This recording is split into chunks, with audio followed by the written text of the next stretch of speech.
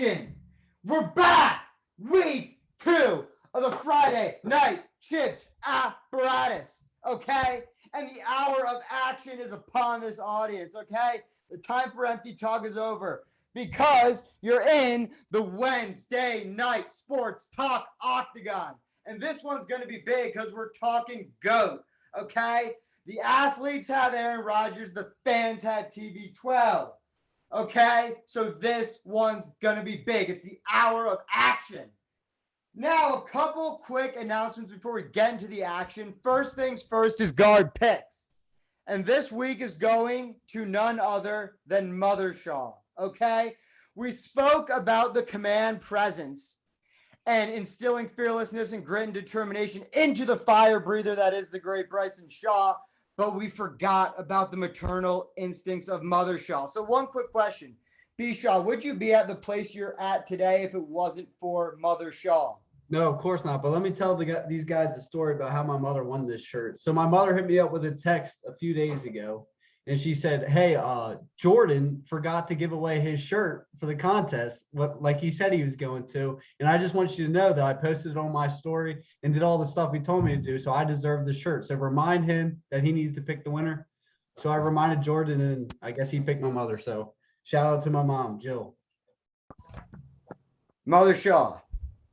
Now, a lot of people were standing in the breach too, including Tommy Doolin, Grayson Valentine, CJ Chase Band, Billy Helmick, Isabella Moderna, and Jordan Lagan. Okay, so a lot of people standing in the breach, but it's the hour of action. We're going to need more action. And before we get started into the debate, another thank you to the great Steel Chambers and the great Tommy Eichenberg. It was a pleasure having them on. Now let's get into the damn action, okay? Let me introduce these guests, though, first, because that matters. We got my boy, Bernard, my college buddy, Bernard, when we were in college. And listen, quick fact, me and Bernard were the shit when we were in college, okay? That's an undisputed fact. Anyone wants to dispute it, comment hot in the comments. Gard dares you. Okay, then we got my other brother, Matt Kelly, Bullis lacrosse brother. And thing about Matt Kelly, Michigan lacrosse starter, beauty, okay, but I'm going to be fan. Don't say that school. Don't say that school on here with me. Don't say that school, okay. Now we're going to get into the action. Like I said, TB12 versus Aaron Rodgers. Fans are going to start off first. Bernard, you want to hit me with a TB12 freestyle? Oh, you were serious about that. I don't know about all that, but I will tell you that Tom Brady, for sure, is the only 12 that all black people fuck with. So, you know, like, other than that, I don't know about freestyling. What do you like about TB12? What about him do you like about him?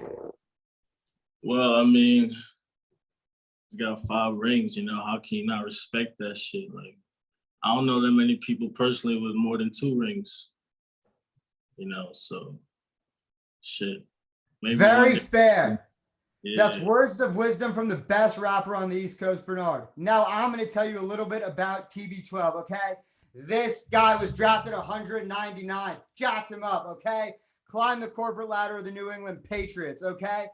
First year, he's on the bench the whole season. Then the great Drew Bledsoe gets injured against the Jets. We know his story. Like, what is your argument going to be? We all my argument is fun fact. My college roommate, his dad runs a winery with Drew Bledsoe right now. Oh, wow. That's pretty cool. That is pretty cool. Okay, well, you know, like I said, it's GOAT versus a phony GOAT, Aaron Rodgers. I think Aaron Rodgers is an exceptional football player. He's arguably, you know, one of the greatest passers of all time. And you see that in his accuracy, which, you know, is probably better than the great Tom Brady's. But so you just said, hold on. Before you get going, you just said he's the greatest, just so I heard you. You said Aaron Rodgers is the greatest passer of all time, right? Arguably, there's an argument to be made that his accuracy, his throwing ability is the greatest of all time. There's very much a valid argument to be made. Okay, go ahead. But he's taken one team to the Super Bowl, like 10 years ago, okay? So there's that for you. Tom Brady wins more games. The Packers fans want to yammer on saying, look at the numbers. Tom Brady throws more yards, okay? That's a fact if you just look at their career ratings, and I can give you the numbers. TDs per season, because everyone wants to talk numbers. Rodgers has the slight upper hand. Rodgers throws around 32 per season. Brady throws 29. Average completion percentage, Rodgers again has the upper hand by around 1%. But look at games It's 2%. Don't lie. It's 2%. 65% and 63%. It's like 64 to 65. Don't lie. All right, go ahead. Then you got average wins. Brady comes in hot, beats him in that. Amount of time sacked, Brady, in terms of season statistics, is 10 lower than Rodgers. And Bryson tried to back me into the corner by don't saying Tom Brady's story because he doesn't want to hear the story about when he got put in. He took the New England Patriots to the Super Bowl and beat the greatest show on turf with Kurt Warner, okay? And remember, Brady starting that game was a game-time decision because Brady got hurt in the AFC ship against the Steelers, and then it was a game-time call because then Bledsoe went in and balled. It was a game-time call. Who was going to start that game? Brady did bald. And wait, in that game, it was 17-3, I believe. The Rams made a comeback. And Brady then, with around like 2 minutes left, went on that historic fourth quarter drive like he's done so many times and set up Vinatieri for that 48-yard field goal to win the game and win Tom Brady's first Super Bowl. Kelly, flame these boys up, please. Tom Brady won his 7 rings. I know it's against our argument, but he is 7. I just want to throw that out. I just gave you the first. I'm just saying Aaron Rodgers, I mean, Tom Brady didn't ball in that Super Bowl. It's not like he carried that team. It was like what, his second or third year? Yes, the defense. He was an average quarterback with the best coach ever and a great team around him. I wouldn't say he carried them the way that he never carried a team on New England except for that undefeated season, really. Yeah. The way that Rodgers has carried Green Bay since he started games there. I knew you were going to come in hot with the Belichick argument, but here's what I'll say about that. Belichick historically is a defensive-minded coach. He's not some sort of quarterback genius. I would say that Belichick knows how to coach people. I think he can coach any sport. So I think that whole 100%. Argument doesn't really matter. I think if you look at just ability, I think Aaron Rodgers is the most talented quarterback just based off pure ability ever. I think I think until Patrick Mahomes at the end of his career, maybe, but Aaron Rodgers can just do things that other people can't do on a football field. Okay, Jelly. I'm gonna cut in here. I'm gonna share 2 stories with you. Now, I'm not gonna release my source's name because I didn't tell them I was gonna tell their stories that they told me. One comes from a head college football coach. The other one comes from a NFL safety who played for the Bengals for a few seasons. We'll start with the safety. So he was telling me, I was sitting at dinner with him a few weeks ago, and he was telling me, I said, who is the hardest quarterback you ever had to play against? And he said, Rodgers, no doubt about it. And I said, really, over Brady? He said, no doubt about it. Let me tell you why. Because he says, as safeties, you read the quarterback's eyes and you read his shoulder. You read his upfield shoulder. Are you even paying attention, Jordan? Are you looking at I'm 100% paying attention. I'm already trying to find a rebuttal against you, my friend. All right. So just watch me for a second. So he says, Brady, when he comes to his first read, he's got that shoulder to him. And as he's going through his progressions, he's still moving his shoulder. And if he wants to come back to his first read, he moves his shoulder all the way back to make that throw. So you can break on the thrown ball. He said with Rodgers will stay square, look through his reads, and then when he wants to come back to that first read and throw that first read, he won't turn his shoulders or anything. He'll just flick that with perfect accuracy. You can't break on it on time. It's just nothing you can do. So as a defensive player who played in the league, I'm going to trust him as a guy who's played against pretty much, like 60 combined quarterbacks. I'm going to trust him. Now, well, I have a story as well, actually, from an undisclosed source also, because, I keep these shits on the low. Yeah. But he told me he met Aaron Rodgers in public and saw that nigga picking his nose. So, really? Yeah. Yeah, that's something. That's disgusting. Aaron Rodgers is just jealous his brother Jordan is cooler and won The Bachelor. Okay. All right. Well, let's continue the football talk here because this is. Okay, 100%. Bryson. You want me to tell my second story, or would you like to say something, Jordan? Okay, Bryson, I love you, but you're acting like the only, and especially from someone like you who's consistent and disciplined, you're acting like the only variable in a player's game is their talent. No, I'm saying, listen, from a quarterback standpoint, from a pure quarterback, not an overall football player, a quarterback. Okay, quarterback. Which is the debate we're having. Rodgers wins. From an overall football standpoint, I'll get into my next point right here, my next story. Okay. So, coach is sitting in a few years ago on a quarterback meeting with the New England Patriots, and it's OTAs. So OTAs is like off-season training, pretty much like mini camp, something like that. So anyway, he's sitting in there, and they're going over a red zone concept, passing concept, real simple concept or whatever. So Josh McDaniels is installing the concept, and he says he's listened to him install. He says really basic install. Really shouldn't be any questions about it. He said Brady went on for 30 minutes after the install asking questions. He said once the meeting was over, the quarterbacks walked out. This coach said to McDaniels, he said, what did he say? Hold on, something popped on my screen and messed me all up. He said to McDaniels, man, he really asked a lot of questions. Is this his first time? Is this your first time installing his play? He said, this is our base red zone concept. Brady's been running this for 17 years.